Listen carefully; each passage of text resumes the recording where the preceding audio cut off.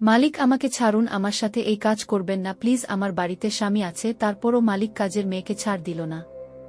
কাজের মেয়ের সাথে যেভাবে করল শুনলে আপনার আত্মা কেঁপে উঠবে, আপনার মেশিন দিয়ে পানি চলে আসবে। আপনি হাতের কাজ করতে বাধ্য হবেন, তাই গল্পটি মনোযোগ দিয়ে সম্পূর্ণ শুনুন। আমার খুব গরিব পরিবারের জন্ম হয়, তাই জীবিকার তাগিদে মানুষের বাড়িতে কাজ করতে হয়। আমি যেই বাড়িতে কাজ করতাম সেই বাড়ির মালিক অনেক ভালো ছিল। আমি যখনই যা চাইতাম তাই এনে দিতেন। উনি আমাকে বাড়ির সব ঘরে যেতে দিত, কিন্তু একটা ঘরে যেতে বারণ করতেন। ওই ঘরটা ছাড়া বাকি সব ঘর পরিষ্কার করার ও বিভিন্ন কাজের দায়িত্ব আমার ছিল। একদিন মালিক বাড়িতে ছিল না, আর আমি ওই ঘরে গিয়ে ঢুকি। গিয়ে ভেতরের দৃশ্য দেখে আমার গায়ের লোম খাড়া হয়ে গেছিল। কারণ ওখানে আমি প্রায় 8.5 মাস ধরে এই বাড়িতে কাজ করছি। এর আগে আমি এই বাড়ির সামনের বাড়িটায় কাজ করতাম। ওরা যখন এই জায়গাটা ছেড়ে অন্য শহরে চলে গেল, তখন যাবার আগে আমাকে এই কাজটা জোগাড় করে দিয়ে গেল। এই বাড়ির মালিক অনেক ভালো, সব রকম ভাবে আমার খেয়াল রাখেন। এই বাড়িতে আমি ছাড়া আরও 2জন কাজের লোক আছে, আর দুজনেই ছেলে। বাড়ির ভেতরকার সব কাজ আমি করতাম। এত বড় বাড়িতে মালিক একা থাকতেন। বাড়িটা অনেক বড় ছিল। বাড়িতে বেশি লোকজন ছিল না, তাই আমাকেও বেশি কাজ করতে হতো না। তা সত্ত্বেও মালিক আমাকে অনেক ভালো পারিশ্রমিক দিতেন। পারিশ্রমিক ছাড়াও উনি আমাকে অনেক কিছু দিতেন। উনার ঘর আর টাকার সংখ্যা গুণে শেষ করা যেত না। আমি এই কাজটা পেয়ে অনেক খুশি ছিলাম। শুধু মালিক আমাকে একটা বিষয়ে সতর্ক থাকতে বলেছিলেন। উপরের তলা একটা ঘর ছিল, সেই ঘরে সব সময় তালা দেওয়া থাকত। উনি আমাকে ওই ঘরে যেতে বারণ করেছিলেন। আমার প্রায় মনে হতো যে ওই ঘরে কি এমন আছে যার জন্য মালিক ওখানে কাউকে যেতে দেন না। এমনকি মালিক আমাদের উপরের তলায় যেতেও বারণ করতেন। কিন্তু একবার আমি উনার থেকে উপরের তলাটা পরিষ্কার করার অনুমতি নিয়েছিলাম। উনিও অনুমতি দিয়েছিলেন, কিন্তু ওই ঘরে যেতে আমাকে বারণ করে দিয়েছিলেন। আর আমার এত সাহস ছিল না যে আমি মালিককে জিজ্ঞেস করব ওই ঘরে কি আছে। আর ওই বাড়ির বাকি 2জন কাজের লোকের সাথে আমার তেমন কথা হতো না যে ওদেরকে জিজ্ঞেস করব। আর সবচেয়ে বড় কথা, মালিক আমাকে অনেক বিশ্বাস করতেন। আর আমি কোনোভাবেই মালিকের বিশ্বাস হারাতে চাই না, কারণ এই বাড়িতে আমি না চাইতেই সবকিছু পাচ্ছিলাম। এখানে কেউ আমার উপর হুকুম চালাতো না, কেউ আমার কাজের ভুল ধরত না। আমি নিজের মতন করে কাজ করতাম, নিজের ইচ্ছে মতন আরামও করতাম। আমার মাঝে মাঝে চোখে পড়ত মালিক উপরের তলা থেকে নিচে নামছেন। মনে হতো উনি ওই ঘরটাতেই যেতেন। কিন্তু আমি কাজের লোক হয়ে মালিককে এই কথাটা কি করে জিজ্ঞেস করি? একদিন মালিককে কাজের জন্য শহরের বাইরে যেতে হয়। যাবার আগে উনি আমাকে বলেছিলেন যে আমি 3 দিনের জন্য বাইরে যাচ্ছি। আমি যখন থাকব না তখন এই বাড়ির দেখাশোনা তোমাকেই করতে হবে। উনি বাড়ির চাবিটাও আমার হাতে তুলে দেন। আমি অনেকদিন ধরে ওই বাড়িতে কাজ করছিলাম, তাই মালিক আমাকে বিশ্বাস করতে শুরু করেছিলেন। বাড়ির সব চাবি আমার হাতে তুলে দিয়ে মালিক বলেন, উপরের তলায় পরিষ্কার করতে যাওয়ার কোনো দরকার নেই। আমি যেন নিচেই থাকি আর বাড়ির দেখাশোনা করি। আমি মালিককে কথা দিলাম যে আমি অনেক ভালো করে তার বাড়ির দেখাশোনা করব। এই 2 দিন আমার পুরো ছুটি, কোনো কাজ নেই। এমনিতেও এই চাকরিটা আমার কাছে সোনার ডিম পাড়া মুরগির মতন।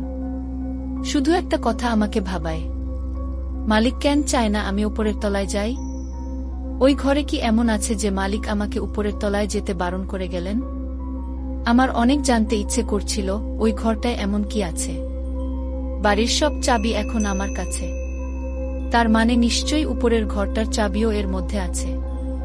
আমার অনেক ইচ্ছে করছিল একবার ওই ঘরটায় যেতে আর দেখতে ওখানে কি আছে। কিন্তু আমার ভয় হচ্ছিল যে মালিক যদি জানতে পারে তাহলে আমার চাকরি চলে যাবে, আর আমি এই চাকরিটা কোনোমতেই হারাতে চাই না। আমি ভেবে দেখলাম যে এখন এই বাড়িতে আমি ছাড়া আর কেউ নেই, তো কে আমাকে দেখবে? আর যে 2জন কাজের লোক ছিল তাদের মধ্যে একজন মালিকের ড্রাইভার, যে ওনার সাথে গিয়েছিল, আর আরেকজন ছিল চৌকিদার, যে কখনো বাড়ির ভেতরে ঢুকতই না। তাই এখন আমি উপরের ঘরে গেলে মালিক কোনোভাবেই সেটা জানতে পারবে না। এই ভেবে আমি সিঁড়ির দিকে পা বাড়ালাম। প্রথমে আমার বুক ধড়ফড় করছিল, আমার ভয়ও লাগছিল। আমি জানতাম না ওই ঘরের ভেতরে কি আছে। মনে হয় মালিকের কোনো পুরনো স্মৃতি আছে ওখানে। এই ভেবে আমি ভয়ে ভয়ে সিঁড়ি ভেঙে উপরের তলায় গিয়ে পৌঁছালাম। আমি ওই ঘরের বাইরে ৬-৭ মিনিট ধরে দাঁড়িয়ে রইলাম।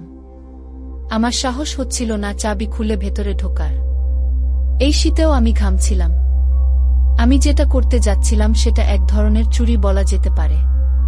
মালিকের বিশ্বাস ভেঙে আমি নিজের আগ্রহ মেটাতে যাচ্ছিলাম। আমার বিবেক আমাকে বাধা দেয়, তাই আমি নিচে নেমে এলাম। অনেক বেশি হলে মালিকের কোনো দামি জিনিস বা পুরনো স্মৃতিই থাকবে, যেটা আমার কোনো কাজে আসবে না। কিন্তু আমার চাকরিটা চলে গেলে গ্রামে আমার বুড়ো বাবা মায়ের ওষুধের খরচা কে দেবে? এই ভেবে আমি নিজেকে সামলে নিলাম। মালিক যাওয়ার একদিন হতে চলল। উনি বলেছিলেন উনি 2 দিন পর ফিরবেন। পরের দিন সকালে আমি যখন বাড়ি পরিষ্কার করছিলাম তখন আমার মনে হলো যে উপরের তলাটা 2 দিন পরিষ্কার না হলে ওখানে অনেক ধুলো জমে যাবে, আর মালিক ফিরে আসার পর ওটা পরিষ্কার করতে গেলে আমার কাজ অনেক বেড়ে যাবে। এই ভেবে আমি উপরের তলাটা পরিষ্কার করতে চলে গেলাম, কারণ আমি চাই না মালিক ফিরে আসার পর আমার কাজের বোঝা আরও বেড়ে যাক। আর আমি এখন পুরো খালি ছিলাম, আর একলা একলা আমার বাড়িতে মন বসছিল না। মালিক থাকলে উনি দিনের অর্ধেকটা বাড়িতেই কাটাতেন আর কিছু না কিছু ছোটখাটো কাজ দিয়ে আমাকে ব্যস্ত রাখতেন। উপরে তলাটা পরিষ্কার করতে গিয়ে আমি আবার ওই ঘরটার সামনে গিয়ে পড়লাম। এইবার আমি আর নিজেকে ধরে রাখতে পারলাম না। মালিককে দেওয়া কথা ভুলে আমি চাবির গোছাটা বের করে একটা একটা করে চাবি তালায় লাগিয়ে চেক করতে লাগলাম। কিছুক্ষণ পর একটা চাবি লাগাতে তালাটা খুলে গেল। আমি ভয়ে ভয়ে দরজাটা খুলে ঘরের ভেতরে ঢুকলাম। ঘরের ভেতরে আমি যা দেখলাম তা দেখে আমার পায়ের তলা থেকে মাটি সরে গেল। আমি স্বপ্নেও ভাবিনি যে আমি ভেতরে এরকম কিছু দেখব। ওখানে যা দেখলাম আমার মাথা ঘুরে গেল। আমি দরজাটায় আবার তালা লাগিয়ে তাড়াতাড়ি করে নিচে নেমে এলাম। আমার এত সাহস ছিল না যে আমি ঘরের ভেতরে ঢুকব। আমি ছুটে নিচে চলে এলাম। এখন আমার বুক ধড়ফড় করছিল। মনে হচ্ছিল প্রাণটা বেরিয়ে আসবে। আমার গা ঘামে ভিজে গেছিল আর আমার অবস্থা অনেক খারাপ হয়ে গেছিল। আমি ভেবেছিলাম ভেতরে মালিকের কোনো দামি জিনিস বা পুরনো স্মৃতি থাকতে পারে। আমি স্বপ্নেও ভাবিনি যে এরকম কিছু থাকতে পারে। আমি নিচে এসে সোফায় বসে পড়লাম। আমার পা কাঁপছিল আর আমার সাহস হচ্ছিল না যে আমি উঠে এক গ্লাস জল খাব। বেশ কিছুক্ষণ ধরে আমি সোফায় ওইরকম ভাবে বসে রইলাম। তারপর উঠে আমি কোনোরকমই নিজেকে সামলালাম। সোফা থেকে উঠে আমি প্রথমে জল খেলাম, তারপর ভাবতে লাগলাম মালিক যদি জানতে পারেন যে আমি ওই ঘরের দিকে গেছিলাম তাহলে আমার চাকরিটা আর থাকবে না। কিন্তু ভেতরে আমি যা দেখেছি তারপর আমি চুপ করে থাকলে সেটা এক রকমের পাপ হবে। আমি জানতে চাই এরকমটা কেন? তখন আমার মাথায় একটা খেয়াল আসে। আমি শুধু পরিষ্কার করার জন্য মালিকের ঘরে যেতাম আর পরিষ্কার হয়ে গেলে আমি বেরিয়ে আসতাম। উনার ঘরটা আমি কখনো ভালো করে দেখিনি। আজ আমি যখন উপরের ঘরে এমন একটা দৃশ্য দেখলাম তখন আমার জানতে ইচ্ছে করছে যে আমার মালিক আসলে কে। তাই আমি ঠিক করলাম যে প্রথমে আমি মালিকের ঘরটা খুঁজে দেখব। হতেও পারে যে ওখানে আমি এমন কিছু পাবো যা দেখে আমার পুরো ব্যাপারটা বুঝতে সুবিধা হবে। যখন আমি মালিকের ঘরে গিয়ে পৌঁছলাম তখন আমি এক একটা জিনিস খুলে চেক করতে থাকলাম। উনি কোনো জিনিস লক করে যাননি, শুধু ঘরের দরজাটাই নক ছিল। যার চাবি আমার কাছে ছিল এইসবের একটাই মানে হয় যে মালিক আমাকে অনেক বিশ্বাস করতেন। আমি ভেতরে ভেতরে লজ্জিত ছিলাম যে আমি মালিকের বিশ্বাস ভাঙছি। কিন্তু এই সময় আমার এটা জানা বেশি জরুরি ছিল যে উপরের ঘরে আমি যেটা দেখেছি তার মানে কি। যখন আমি মালিকের ফার্নিচারের শেষ ড্রয়ারটা খুললাম তখন একটা জিনিস আমার হাতে এলো। সেটা দেখে আমি ব্যাপারটা কিছুটা হলেও বুঝতে পারলাম। আমার মালিক একটা বড় ফ্যাক্টরির দোকান চালা। উনার বয়স বেশি নয়। উনি দেখতে অনেক সুন্দর। আমি এতদিন ভাবতাম যে এত বড় বাড়িতে উনি একা কেন থাকেন। উনার পরিবারের লোকজন কোথায়? আজ অবধি আমি জানতাম না যে উনি একা কেন থাকেন। আর আজ যখন আমি উপরের ঘরে গেলাম তখন আমি মালিকের সবকিছু গোপন কথা জানতে পারলাম। উনার ড্রয়ারে আমি যে জিনিসটা পেয়েছিলাম সেটা একটা অ্যালবাম ছিল। তার সাথে একটা ডায়েরিও পেয়েছিলাম। আমি একটু আধটু লেখাপড়া জানতাম, তাই ডায়েরিটা খুলে পড়তে শুরু করলাম। ডায়েরিটা পড়ে আমার অবস্থা খারাপ হয়ে গেল। আমি মালিককে ভালো মানুষ মনে করতাম, কিন্তু আসলে উনি তো সেই রকমের সাংঘাতিক মানুষ। আমার সন্দেহ হয় যে আমি কি সত্যিই এই বাড়িতে একা আছি। ডায়েরিটায় অনেক কম লেখা ছিল, টুকরো টুকরো করে কথা লেখা ছিল। ওইগুলো পড়ার পর আমার মনে হয়েছিল যে আমি মালিকের গোপন তথ্য জেনে গেছি। কিন্তু আমি ভুলে গেছিলাম যে প্রত্যেকটা ছবির একটা অন্য মানে থাকে। সব সত্যের একটা অন্য দিক থাকে যেটা আমাদের চোখে পড়ে না। আমি নিজের মতন করে সব ঘটনাটা সাজিয়ে একটা গল্প বানিয়ে ফেললাম, কিন্তু সেটা আমার নিজের দৃষ্টিভঙ্গি ছিল।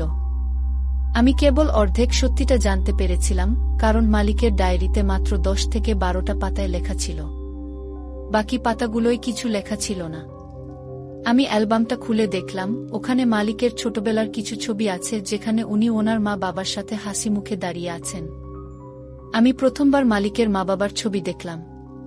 ওটা ছাড়া অ্যালবামে আর কিছু ছিল না। তবে আমি সবটা বুঝতে পেরেছিলাম। আমি নিজের মতন করে 2 এ 2 এ 4 করে নিলাম। কিন্তু তখন আমি অর্ধেক ঘটনাটা জানতাম। আমি ভাবিনি যে যখন আমি পুরো সত্যিটা জানতে পারবো তখন আমার দৃষ্টিভঙ্গি পুরোপুরি বদলে যাবে। আমি সব জিনিস আবার আগের মতন করে দিলাম আর বাইরে বেরিয়ে মালিকের ঘরটা আবার লক করে দিলাম। উপরের ঘরটাও আগের মতন লক করে দিলাম। আমি চাই না মালিক কোনোভাবেই জানতে পারুক যে আমি ওনার ঘরে ঢুকেছিলাম, কিংবা উনি বুঝতে পারুক আমি ওপরের ঘরে গিয়েছিলাম। কারণ তখন মালিককে আমার অনেক ভয়ঙ্কর মনে হয়েছিল। মনে হয়েছিল উনি সবকিছু করতে পারেন। রাত হতেই মালিক ফেরত চলে এলেন। এখন আমার মালিককে দেখে অনেক ভয় লাগছিল। আমি কোনো রকমে ওনার জন্য খাবার বানিয়ে সার্ভেন্ট কোয়ার্টারে চলে গেলাম। এখন আমার ওনার সামনে যেতে ভয় লাগছিল। বন্ধুরা, ভিডিওর মাঝখানে একটা কথা বলতে চাই। আমি তোমাদের সর্বদা হাসি খুশি রাখার জন্য খুব কষ্ট করে ভিডিও বানাই। তাই তোমাদের কাছে অনুরোধ থাকবে অবশ্যই ভিডিওটি দেখে একটি লাইক করবেন এবং SMAGK চ্যানেলটি সাবস্ক্রাইব করে পাশে থাকবেন। আমার মনে এই ভয়টা ছিল যে মালিক যদি সবকিছু জানতে পেরে যান তাহলে আমার কাজটা আর থাকবে না, কিংবা হতে পারে উনি আমাকে তার থেকেও কোনো ভয়ঙ্কর শাস্তি দেবেন। আমি সার্ভেন্ট কোয়ার্টারে গিয়ে শুয়ে পড়লাম। অনেক ঠান্ডা পড়েছিল। যখন মালিক আমাকে ফোন করে আবার বাড়িতে ডেকে পাঠালো তখন আমার পুরো প্রাণটা বেরিয়ে যাবার মতো অবস্থা। মনে হচ্ছিল মালিক হয়তো সবটা জেনে গেছেন। আমি খোঁড়াতে খোঁড়াতে বাড়ির ভেতর গিয়ে উপস্থিত হলাম। মালিক আমাকে দেখে বলেন যে অনেক ঠান্ডা পড়েছে। আমি খানিকটা প্রাণ ফিরে পেলাম। আমি তাড়াতাড়ি কফি বানিয়ে মালিকের ঘরে পৌঁছতে গেলাম। মালিক আমাকে দেখে বসতে বলেন। আমি ঠান্ডা মেঝেতেই বসে পড়লাম। আমি ঠান্ডায় কাঁপছিলাম। মালিক বলেন, আমার অনুপস্থিতিতে তুমি আমার ঘরে ঢুকেছিলে। মালিক যেইভাবে সরাসরি আমাকে প্রশ্ন করলেন তাতে আমার অবস্থা খারাপ হয়ে গেল। মালিক জেনে গেছেন যে আমি উনার ঘরে ঢুকে ওনার জিনিসপত্র ঘেটেছি। আমি চুপ করে মাথা নিচু করে রইলাম। উনি বললেন, তোমার কি এমন দরকার পড়েছিল যে তুমি আমার ঘরে ঢুকে আমার জিনিসপত্র ওলট পালট করেছ? আমি কখনো তোমার কোনো অভাব রাখিনি। মালিক আমাকে একের পর এক প্রশ্ন করতে থাকেন, যার আমার কাছে কোনো উত্তর ছিল না। তিনি বললেন, বলো, তোমার কি এমন দরকার পড়েছিল যে তুমি আমার ড্রয়ারের সব জিনিসপত্র ঘেটেছ? তোমার কি মনে হয়েছিল যে আমি কিছু জানতে পারবো না? আমি আমার ঘরের সব জিনিস অনেক যত্নে রাখি, আর তুমি সবকিছু এধার ওধার করে দিয়েছ। তুমি ভেবেছিলে আমি বুঝতে পারবো না? আমার অনুপস্থিতিতে তুমি আমার সব ড্রয়ার চেক করেছ। উনার রাগটাও অনেক অদ্ভুত ছিল। উনি শুধু একের পর এক প্রশ্ন করতে থাকেন। আমার মনে হলো যে সত্যিটা আমি আর লুকোতে পারবো না। আমি ওনাকে বলে দিলাম যে উনি না থাকাকালীন আমি উপরের তলাটা পরিষ্কার করতে গেছিলাম। আমার আগ্রহ অনেক বেড়ে গেছিল, তাই আমি উপরের ঘরটা খুলেছিলাম। আমি যেই ভিতরে পা রেখেছিলাম সঙ্গে সঙ্গে আমার জান বেরিয়ে গেছিল। ভেতরের দৃশ্যটা দেখে আমি কেঁপে উঠেছিলাম। আর তাই সত্যিটা জানার জন্য আমি আপনার ঘরে এসেছিলাম। আমার মনে হয়েছিল যে আপনার ঘরে আমি এমন কিছু পাব যেটা দেখে আমি সত্যিটা জানতে পারব। কারণ আমি উপরের ঘরে যা দেখেছিলাম তারপর চুপ করে থাকা আমার কাছে এক ধরনের পাপ মনে হচ্ছিল। আমি যখন আপনার ড্রয়ার চেক করছিলাম ওখানে আমি একটা অ্যালবাম আর একটা ডায়েরি খুঁজে পাই। ওইগুলো দেখে আমার একটা ঝটকা লেগেছিল। আমি বুঝতে পারছিলাম না যে আপনি এরকম কেন করছেন। কেউ কি এমনটা করতে পারে? আমি তো আপনাকে অনেক বড় মনের মানুষ মনে করতাম, কিন্তু আমি যা দেখেছি তা দেখে এটাই প্রমাণ হয় যে আপনি একজন অত্যাচারী মানুষ। ভয়ে ভয়ে আমি মালিককে সব কথা বলে ফেললাম। বড় জোর আমার চাকরিটা চলে যাবে, কিন্তু এত বড় সত্যিটা আমি মনের ভেতর চেপে রেখে বাঁচতে পারতাম না। আমার কথা শুনে মালিক রেগে যাবার বদলে মুচকি হাসেন। আমার দিকে তাকিয়ে বললেন, আমার দেখে ভালো লাগলো যে তোমার বিবেকবোধ এখনো বেঁচে আছে, কিন্তু আমার পেছনে আমার জিনিসে হাত দিয়ে তুমি আমার বিশ্বাস ভেঙেছ। সত্যিটা জানার অনেক ইচ্ছে না তোমার? তো চলো আমি তোমাকে পুরো সত্যিটা বলি, তারপর তুমি নিজেই বুঝতে পারবে যে তুমি যা দেখেছ সেটা ঠিক না ভুল। আমি 6.5 বছর বয়সে আমার মাকে হারিয়েছিলাম। আমার বাবা আর একটা বিয়ে করে এনেছিলেন, কারণ আমি অনেক ছোট ছিলাম আর আমার একটা মায়ের দরকার ছিল। আমার নতুন মা অনেক ভালো করে আমার খেয়াল রাখত। যখন আমার বাবা সামনে থাকত তখন দেখে মনে হতো মা আমার জন্য জান দিতে পারে। আমার নতুন মায়ের সাথে আমি অনেক খুশিতে ছিলাম, কিন্তু আমার বাবা আমার নতুন মায়ের সাথে বেশি দিন থাকতে পারল না। বিয়ের 10 মাস পরেই বাবার অ্যাক্সিডেন্টে মৃত্যু হয়। বাবা উইলে লিখে গিয়েছিলেন যে আমার যখন 19 বছর বয়স হবে তখন ওনার সব সম্পত্তির মালিক আমি হব। তার আগে অবধি বাবা মাকে তার ব্যবসা সামলানোর দায়িত্ব দিয়েছিল। বাবা একটা ঘর আর কিছু টাকা ছাড়া মায়ের জন্য আর কিছুই রেখে যায়নি। বাবা মারা যাওয়ার পর থেকেই মা আমার সাথে অনেক খারাপ ব্যবহার করত। আমাকে সারাদিন ঘরে বন্ধ করে রাখত। দিনে একবার করে আমাকে খেতে দিত। আমার স্কুলে যাওয়া, বন্ধুদের সাথে মেলামেশা করা সব বন্ধ করে দিয়েছিল। আমি সারাদিন ঘরে বন্ধ থাকতাম, যেখান থেকে আমি অনেক রকমের আওয়াজ শুনতে পেতাম। বাড়িতে পার্টি হতো, মা তার বন্ধুদের সাথে গান চালিয়ে পার্টি করত। আমার সৎ মা আমার বাবার কষ্ট করে রোজগার করা টাকা জলের মতন খরচ করছিল। বাড়ির সব ভালো কাজের লোকেদের ছাড়িয়ে দিয়েছিল, আর নিজের পছন্দ মতন কিছু কাজের লোক এনেছিল, যারা মায়ের মতনই আমার উপর অত্যাচার করত। আমি যখনই মাকে বলতাম যে আমি ঘরের বাইরে বেরোতে চাই, তখনই সে আমাকে অনেক মারত। আর যখন বাড়িতে পার্টি হতো তখন আমাকে ঘরে বন্ধ করে রাখার সাথে সাথে আমাকে দড়ি দিয়ে বেঁধে রাখত। মা তার বন্ধুদের সাথে মিলে আমার উপর অত্যাচার করত। মা আমাকে নিয়ে মজা করত। একদিন আমার সৎ মা আমাকে বলল যে আমার বাবার অ্যাক্সিডেন্ট হয়নি, মা নিজে তার খুন করিয়েছে। কারণ আমার মা জানত যে বাবা মারা যাওয়ার পর তার সব সম্পত্তির মালিক সে হবে। যখন আমার বাবার উইল সামনে এলো তখন মা রেগে আগুন এই দেখে যে তার ভাগে বেশি কিছু নেই। প্রথমে সে ভেবেছিল সে আমাকেও মেরে ফেলবে, কিন্তু উইলে লেখা ছিল যে আমি 18 বছর হওয়ার আগে যদি আমার কিছু হয়ে যায় তাহলে সব সম্পত্তি একটা ট্রাস্টের নামে চলে যাবে। সেটা হলে মায়ের হাতে কিছুই আসবে না। তাই মা ঠিক করেছিল যে সে আমাকে বাঁচিয়ে রাখবে যতদিন না আমার 18 বছর বয়স হচ্ছে। যেই আমার 19 বছর বয়স হবে সে একটা কাগজে আমাকে দিয়ে সই করিয়ে সব সম্পত্তি নিজের নামে করে নেবে। তারপর আমাকেও মেরে ফেলবে। মা আমাকে এতই টর্চার করত যে আমি পাগল হয়ে যাচ্ছিলাম। যখন আমি জানতে পেরেছিলাম যে সে আমার বাবাকে খুন করেছে তখন আমি তাকে ঘৃণা করতে শুরু করেছিলাম। আমি এটাও জানতাম যে একদিন সে আমাকেও মেরে ফেলবে। 6.5 বছর ধরে আমি এইভাবেই দিন কাটাতে লাগলাম। 7-6 বছর পর বাড়িতে একটা চাকর আসে। তার আমার উপর দয়া হয়। আমি যখন তাকে পুরো ঘটনাটা বলি তখন সে আমাকে কথা দেয় যে সে আমাকে সাহায্য করবে। একদিন সে সুযোগ বুঝে আমাকে খুলে দেয় আর আমাকে নিয়ে পালিয়ে যায়। আমি 6.5 বছর তার সাথে তার গ্রামেই রইলাম। যখন আমার 19 বছর বয়স হলো তখন মা বাবার উকিলের সাথে দেখা করলাম। আমি বেঁচে আছি দেখে উনি অনেক খুশি হলেন, কারণ উনি আমার বাবার বন্ধু ছিলেন। আমি সব সম্পত্তি আমার নামে করে নিলাম। আমার সৎ মা আমাকে দেখে ক্ষমা চাওয়ার নাটক করে। আমিও সবার সামনে ওনাকে ক্ষমা করে দিই। কিন্তু আমি এমন একজন মহিলাকে কি করে ক্ষমা করব যে আমার বাবাকে খুন করেছে, যার জন্য আমার পড়াশোনা শেষ হয়ে গেছে আর আমি আমার জীবনের বেশ কিছু বছর একটা ঘরে বন্দী হয়েছিলাম। আমি আমার সৎ মাকে ক্ষমা করে আমার বাড়িতে নিয়ে আসি আর ওনাকে উপরের ঘরে নিয়ে গিয়ে বন্ধ করে দিই। তুমি উপরের ঘরে যাকে বাধা থাকতে দেখেছ সে আমার সেই সৎ মা। আমি উনার সাথে সেই সব কিছু করিনি যা উনি আমার সাথে করেছিলেন।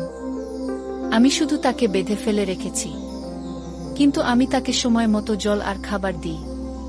সে আমার বাবার খুনি আর আমার অপরাধী। তুমি অ্যালবামে যাদের দেখেছ তারা আমার মা বাবা। বাবা যতদিন বেঁচে ছিলেন ততদিন আমার মা আমার সাথে অনেক ভালো ব্যবহার করত, কারণ সে জানত যে সে অনেক তাড়াতাড়ি আমার বাবাকে মেরে ফেলবে আর সব সম্পত্তির মালকিন হবে, আর আমাকেও রাস্তা থেকে সরিয়ে দেবে। কিন্তু বাবার উইল তার সব প্ল্যানে জল ঢেলে দিয়েছিল। আমার সৎ মা উপরের ঘরে এইভাবে 7.5 বছর ধরে বন্ধ আছে। সে যতদিন বেঁচে থাকবে আমি তাকে এইভাবেই বন্ধ করে রাখব। তার যদি টাকার লোভ না থাকতো তাহলে আমি তাকে এতটাই ভালোবাসতাম যে সব সম্পত্তি তার নামে করে দিতাম। আমি একজন মরা মায়ের ছেলে। আমার বাবাও বেঁচে নেই। সে যদি আমাকে নিজের ছেলের মতন ভালোবাসত তাহলে আমি তার জন্য নিজের প্রাণও দিতে পারতাম। কিন্তু সে সম্পত্তির লোভে নিজের ক্ষতি করেছে আর একজন খুনি হয়ে উঠেছে। এখন তার এটাই শাস্তি যে সে সারা জীবন এইভাবে বন্ধ থাকবে আর কষ্ট ভোগ করবে।